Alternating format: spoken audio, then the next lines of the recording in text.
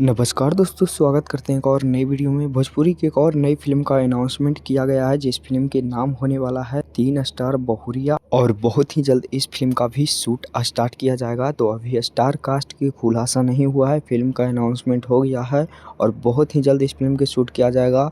Shoot करने के बाद इस फिल्म के फर्स्ट लुक और ट्रेलर को रिलीज किया जाएगा, लेकिन बहुत ही जल्द इस फिल्म के स्टार कास्ट के बारे में पता चलेगा कि इस फिल्म में कौन स्टार कास्ट काम कर रहे हैं। तो दोस्तों, इस फिल्म को अनाउंसमेंट किए हैं Ratnakar Kumar ji, world wide record Bhojpuri के ऑनर, और इस फिल्म के डायरेक्टर होने वाले हैं अजय सिंह, और इस फिल्म को लिखे हैं सुलेंदर मिश्रा और विवेक मिश्रा ने, और इस फिल्म में म्यूजिक दिए हैं संजय मिश्रा जी ने। तो बहुत ही बेहतरीन ये भी फिल्म होने वाला है और बहुत ही बिग बजट की यह भी फिल्म होने वाला है। तो दोस्तों, ये भी फिल्म आप सभी के बीच में बहुत ही जल्द देखने को मिलेगा। आप सभी को क्या लगता है कि इस फिल्म में कौन से स्टार कास्ट होने वाले हैं और कौन से स्टार कास्ट को इस फिल्म में रखा जाएगा? कमेंट बॉक्स में कमेंट करके बताइएगा।